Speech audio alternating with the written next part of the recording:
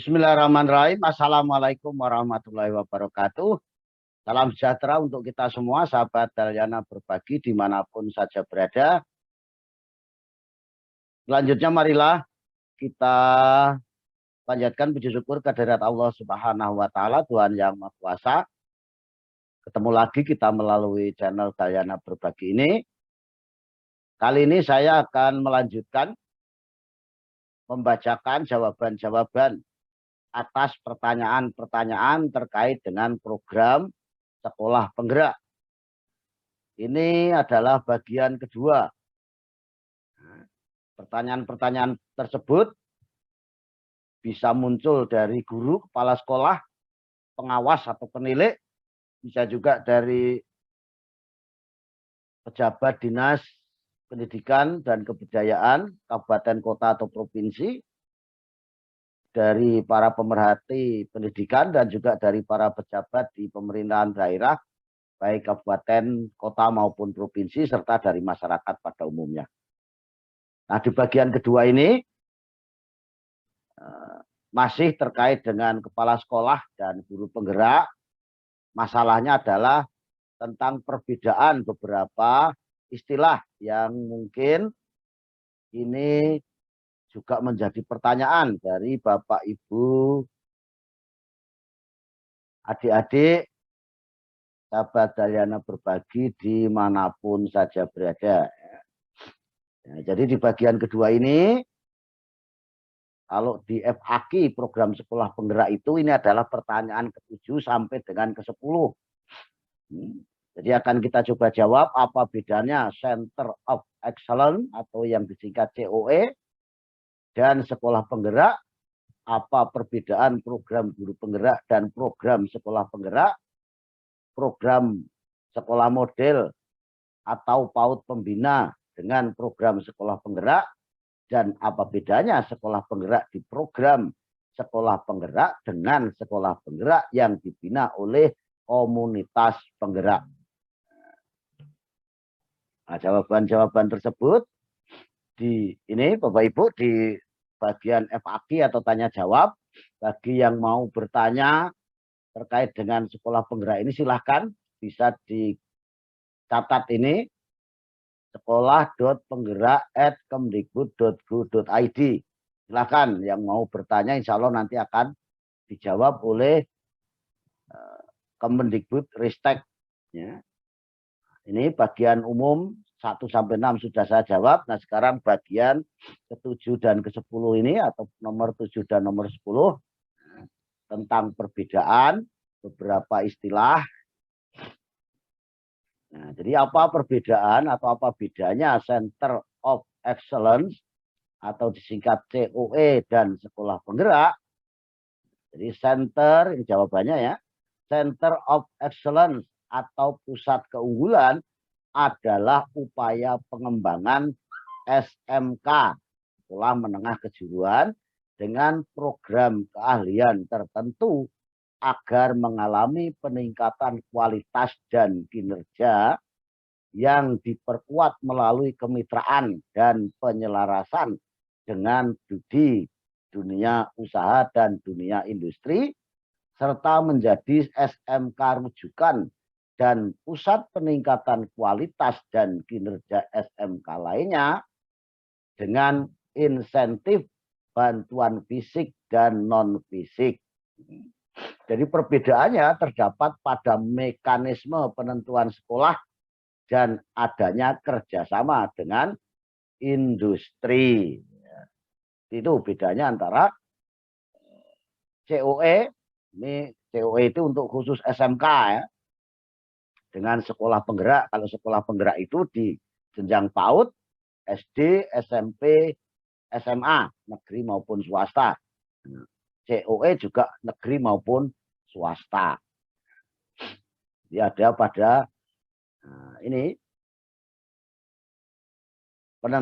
mekanisme penentuan sekolah dan adanya kerjasama dengan dunia usaha dan dunia industri. Kemudian perbedaan program guru penggerak dan program sekolah penggerak. Kalau program guru penggerak adalah program peningkatan kompetensi di bidang kepemimpinan bagi guru-guru yang terpilih melalui proses seleksi. Jadi guru-guru penggerak itu melalui seleksi tentu ada persyaratan-persyaratan tertentu. Nanti kita lihat persyaratannya apa saja nanti di pertanyaan-pertanyaan selanjutnya. Sedangkan program sekolah penggerak adalah program peningkatan kualitas pendidikan di sekolah dengan intervensi menyeluruh baik kepada kepala sekolah, pengawas sekolah, dan guru. Jadi kalau program guru penggerak ini intervensinya adalah khusus pada guru-guru.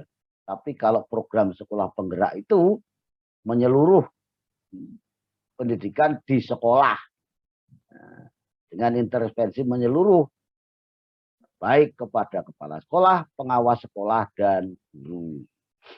Pemilihan sekolah penggerak dilakukan melalui seleksi kepala sekolah. Jadi seleksi sekolah penggerak ini diawali dengan seleksi kepala sekolah. Jadi kepala sekolah mendaftar dulu tentu dengan syarat-syarat tertentu. Nanti di bagian belakang ada bagaimana syarat-syarat dan cara mendaftar sebagai guru penggerak, sebagai kepala sekolah penggerak, termasuk sebagai pelatih ahli. Dan ditetapkan bersama antara Kemendikbud dan pemerintah daerah. Kesembilan, apa bedanya antara program sekolah model atau PAUD pembina dengan program sekolah penggerak? Jadi kalau sekolah model, sekolah rujukan dulu itu jenjangnya hanya SD, SMP, SMA, termasuk SMK ya. Tapi untuk program sekolah penggerak itu ada PAUD, SD, SMP, SMA, dan ada SLB, sekolah luar biasa. Program sekolah penggerak menyasar sekolah yang memiliki kondisi awal berbeda-beda. Kalau sekolah model atau PAUD pembina itu diseleksi dulu. Kalau sekolah model itu ya minimal tadi saya katakan dengan intervensi yang tidak terlalu banyak sudah bisa mencapai standar nasional pendidikan. Sedangkan sekolah penggerak itu tidak diharuskan, tidak harus terakreditasi tertentu, tidak harus kondisi lengkap, tapi yang berbeda-beda. Diharapkan melalui intervensi yang dilakukan, diharapkan setiap sekolah akan bergerak ke arah yang lebih baik. Indikator keberhasilan adalah progres, yaitu bagaimana sekolah tersebut dapat menggerakkan dirinya dan pada akhirnya menggerakkan sekolah lain. Dan bukanlah kondisi akhir dari sekolah itu sendiri. Jadi nanti setelah 3 tahun diintervensi, tidak harus berhenti di situ, juga harus mengembangkan dirinya secara mandiri dan juga mengembangkan sekolah lainnya, terutama di sekitarnya tentunya. Nah, apa bedanya sekolah penggerak di program sekolah penggerak dan dengan sekolah penggerak yang dibina komunitas penggerak? Jadi,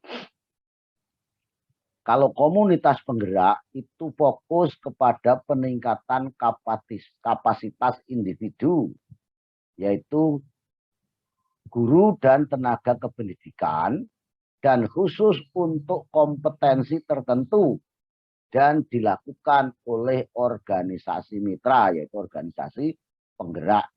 Jadi kalau komunitas penggerak itu fokusnya kepada peningkatan GTK, individu, dan khusus untuk kompetensi tertentu, mungkin apakah kompetensi pembelajaran, penilaian, dan seterusnya.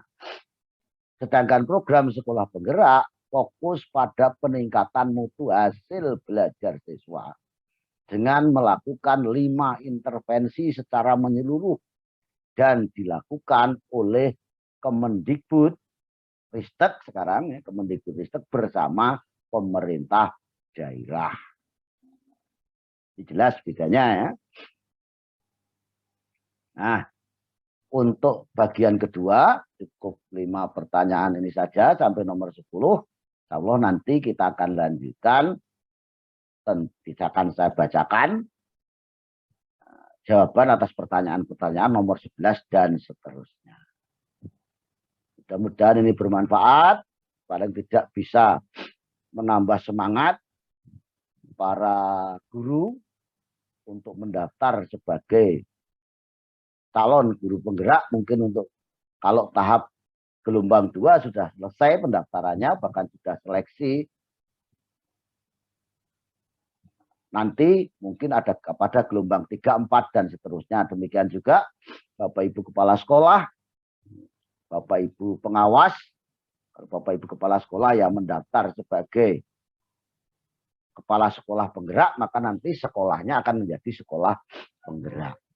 Kalau pengawas bisa sebagai pelatih ahli, demikian juga yang sudah pensiun pun bisa menjadi mendaftar sebagai pelatih ahli. Tapi untuk nanti gelombang 3 dan seterusnya, kalau gelombang 2 ini masih proses seleksi sudah selesai, cuma belum sampai pada tahap pengumuman. Nah, mudah-mudahan bermanfaat. Kalau ada kekurangan dan kekhilafan mohon maaf. Saya kiri. Billahi taufiq wal hidayah. Assalamualaikum warahmatullahi wabarakatuh. Salam sejahtera untuk kita semuanya. Terima kasih.